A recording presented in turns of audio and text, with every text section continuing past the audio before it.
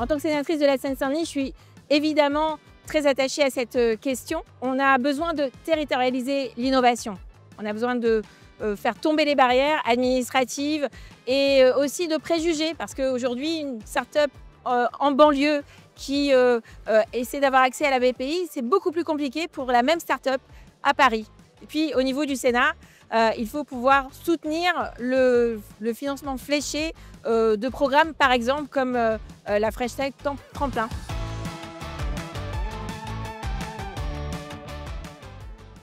La norme, c'est important. C'est ce qui nous distingue des modèles dérégulés. Ça peut aussi être un facteur de compétitivité, parce que c'est une garantie de qualité, c'est une garantie de responsabilité environnementale et sociale, mais la régulation, ça doit être accompagné d'une politique industrielle ambitieuse. Le CHIPS Act européen pour les microprocesseurs, c'est un exemple très concret de régulation qui s'accompagne d'investissements massifs.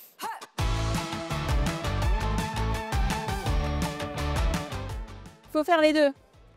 On a besoin bien sûr d'accélérer parce que sinon on continue à être dépendant de solutions qui sont développées ailleurs. Mais on a aussi besoin d'encadrer parce qu'on ne peut pas avoir une IA qui est déshumanisée, déconnectée de nos valeurs. Maîtriser les risques, c'est aussi sécuriser nos leviers de développement. Et dans notre rapport parlementaire ChatGPT et après, nous avons développé toute une argumentation sur la nécessité de développer un écosystème d'IA qui est à la fois souverain et ouvert.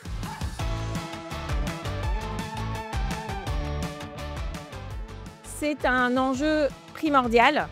La souveraineté technologique, ce n'est pas de l'autarcie, c'est la capacité de décider.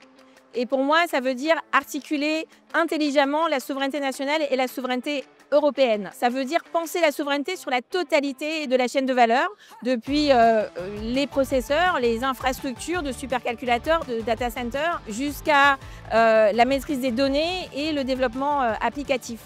Et au Sénat, ça veut dire, par exemple, soutenir la sécurisation des infrastructures critiques. Ça veut dire imposer des clauses de réversibilité sur le marché du cloud, favoriser le marché européen dans la commande publique.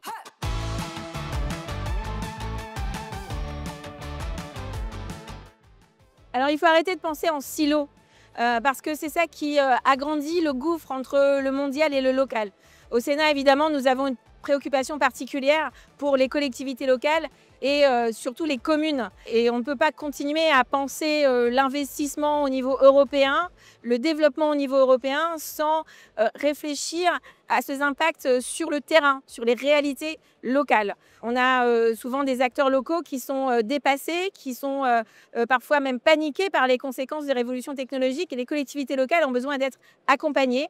Il faudrait probablement inventer un Start-up Act public qui permettrait de favoriser les marchés publics de transition territoriale avec une responsabilité économique et sociale très claire et qui donnerait une vraie place aux start-up, aux jeunes pousses.